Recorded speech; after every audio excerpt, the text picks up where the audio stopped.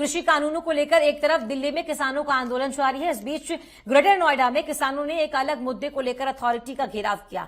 कई किसान संगठन ग्रेटर नोएडा अथॉरिटी पहुंचे। किसान संघर्ष समिति और किसान एकता संघ ने अथॉरिटी का घेराव किया।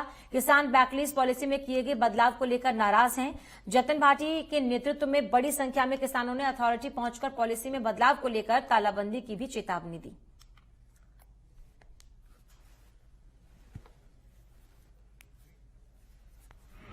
हमारे साथ मौजूद हैं ग्रेटर नोएडा प्राधिकरण के अपर मुख्य कार्यपालक अधिकारी कृष्ण कुमार गुप्त साहब से जानने का प्रयास करेंगे कि सामने जो किसान आज प्राधिकरण के ऊपर जो अपना प्रदर्शन करने के लिए आए हैं, उस मसले पर किसानों ने अपनी बात को कहा है। हम लाइव में अपने दर्शकों को दिखाने का प्रयास भी किया है, लेकिन हम प्राधिकरण का पक्ष जानने का प्रयास करेंगे। कृष्ण कुमार गुप्त साहब, ये जो पूरा मसला चल रहा है, क्या है पूरा मसला और इसका समाधान क्या है? लीज बैक को लेकर के 24/4/10 का एक जियो आया था। 24/4/2010 के जियो को लेकर के उस समय जितने भी लीज बैक हुए 1451 लीज बैक, उस लीज बैक को लेकर के सरकार ने जांचें बैठाई थी। कालांतर में विनियमावली भी इसकी आई थी 2011 में, उसके तहत भी लीज बैक हुए हैं। टोटल लीज बैक 2192 यहां हुए हैं अब तक। और उसमें कुछ आरोप इस तरीके के शुरुआत में लगाए गए थे कि बाहरी लोगों को लाभ दिया गया, जबकि बाहरी लोगों को लाभ नहीं दिया जाना चाहिए था। इस आरोप की जांच के लिए तत्कालीन कमिश्नर साहब मेरठ के थे, उनके अध्यक्षता में जांच की गई और जांच में 9 लोगों के लीज बैक ऐसे पाए गए थे जो बाहरी लोगों को प्रदान किए गए थे। सरकार ने उस पर कार्रवाई के आदेश किए थे और उसको जब कार्रवाई आरंभ की गई तो उन 9 लोगों ने माननीय उच्च न्यायालय में जाकर के स्थगन आदेश फरवरी 2019 में प्राप्त किया था। कालांतर में शासन ने सारे लीज बैक की जांच बैठाई थी और इसके लिए एसआईटी गठित की थी कि कहीं अगर कोई अनियमितता हुई है, लोगों की शिकायतें हैं कि अनियमितता हुई है, उन अनियमितताओं की जांच की जाए। एसआईटी सीओ यमुना साहब की अध्यक्षता में गठित की गई थी। एसआईटी ने जांच रिपोर्ट दी है अंतरिम रूप से और उसमें रिपोर्ट के आधार पर शासन ने उस समय के जो अधिकारियों कर्मचारियों का नाम पदनाम है वो मांगा गया है। अभी किसानों के लीज बैक या 6% आबादी के बिंदु पर कहीं कोई शासन का ऐसा ना कोई निर्देश है, ना कोई ऐसी बात आई है। किसानों को किसी ने भ्रमित किया है कि इनका लीज बैक निरस्त हो गया या निरस्त होने वाला है या 6% निरस्त हो जाएंगे। ये सारी भ्रामक खबरें कहीं से इनके दिमाग में आई हैं, जिसके कारण ये आंदोलित हैं। और यहां पर हम स्पष्ट करने का भी प्रयास किए हैं, कई बार किसानों के साथ वार्ता भी किए हैं, क्योंकि 24/4/10 में ये बात कहीं लिखी हुई थी, एक क्लाज आया हुआ है कि जिसको लीज बैक का लाभ दिया जाएगा वो 6% का लाभ नहीं प्राप्त करेगा। और उसमें चूंकि एसआईटी के जांच बिंदु में ये भी एक बिंदु था, चूंकि 162 लोगों को इस प्रकार के लाभ मिले हैं। कालांतर में बोर्ड से ये सब चीजें पास भी हुई हैं, जिनको लाभ मिला है शासन को भी अवगत कराया गया। शासन से भी एक क्लैरिफिकेशन आया था, वो बोर्ड में रख करके पास कराया गया है।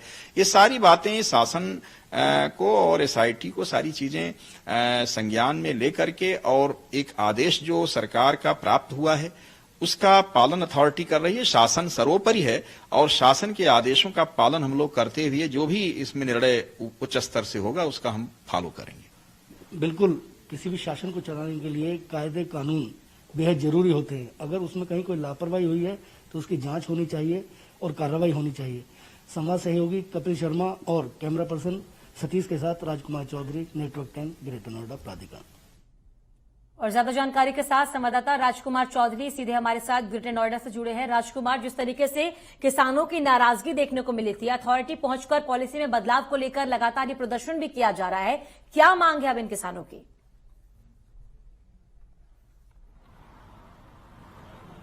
बिल्कुल मनीषा, सबसे पहले तो मैं ये दिखाने का प्रयास करूंगा कि ग्रेटर नोएडा प्राधिकरण के कार्यालय पर इस समय हम मौजूद हैं और ग्रेटर नोएडा कार्यालय के मैं अपने कैमरा पर्सन से कहूंगा कि वो सीधे किसानों को दिखाने का प्रयास करें। यहाँ पे किसानों ने अपनी खाट तक बिछा दी है। मतलब मुझे लगता है कि शायद प्राधिकरण को मैं पिछले 20 सालों से कवर कर रहे हैं हम लोग, लेकिन हम लोगों ने खाट बिछी हुई पहली बार देखी। बहुत चौधराहट जो है वहाँ बिल्कुल स्पष्ट दिख रही है। जो मुख्य द्वार है, मुख्य द्वार पर किसान पूरी तरीके से जुमे हुए हैं और उनकी सीधी सीधी डिमांड जो है वो ये है कि ये जो एसआईटी का जो निर्णय आया है, इस निर्णय में बदलाव होना चाहिए। हालांकि प्रशासन ने भी सुरक्षा के व्यापक इंतजाम किए हुए हैं।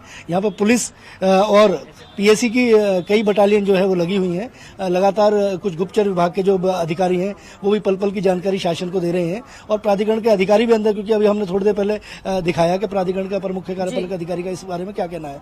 इस मसले पर पूरा हमारे साथ मौजूद हैं जो इस पूरे आंदोलन का जो नेतृत्व कर रहे हैं अमोद भाटी बिसरक से बिलोंग करते हैं और पिछले लंबे समय से किसानों की समस्याओं को उठाते रहे हैं। तो उनसे सीधे जानने का प्रयास करेंगे कि ये परिस्थितियां क्या हैं, क्योंकि इस समय जो सरकारें चल रही हैं उन सरकारों का बिल्कुल स्पष्ट तौर पे बहुत सारी योजनाएं ऐसी हैं जो किसानों और ग्रामीणों के फेवर में है।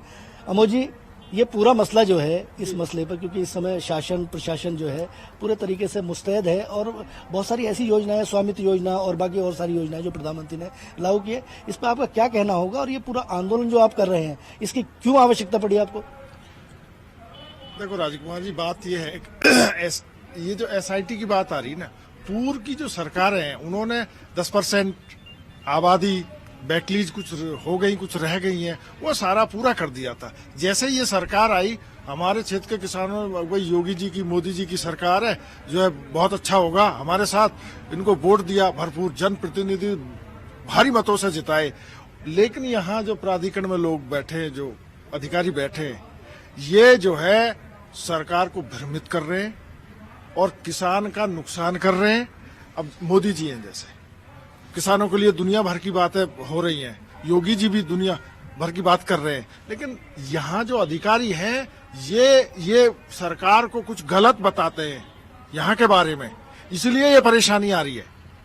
और ये एसआईटी नहीं, ये काला कानून है।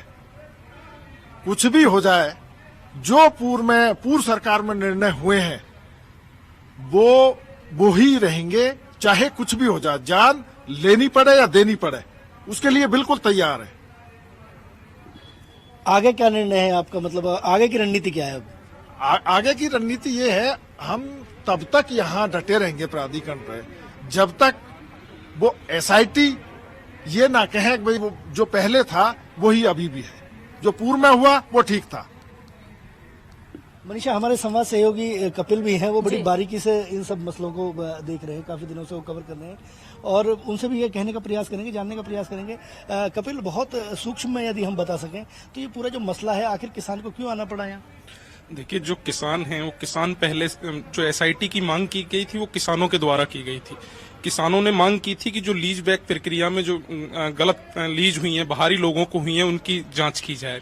लेकिन एसआईटी की जांच में एक बिंदु अधिकारियों ने यह भी दिया है कि जिनको लीज बैक का लाभ मिला है उन्हें 6% का लाभ न दिया जाए, जिसे लेकर किसान आंदोलनरत हैं, क्योंकि किसानों का कहना है कि कुछ लीज बैक उनकी भी हुई है, उनकी जो रास्ते में या कहीं कोई जमीन आई है, घर आया है, दुकान आई है, उन्हें शिफ्ट करके दूसरी जगह भेजा गया है, तो वो तो बदले में दिया गया है। इसके तहत उनका जो 6% की जो जमीन का हिस्सा बनता है उसे नहीं दबाया जा सकता, लेकिन जो 10%, लेकिन जो हम अभी अंदर अधिकारियों से बात हुई है, वो अधिकारी कह रहे हैं कि उस रिपोर्ट का किसानों के लीज बैक से और जो 6% 10% जो प्लॉटिंग है उनसे कोई लेना देना नहीं है, किसानों को भ्रमित किया जा रहा है।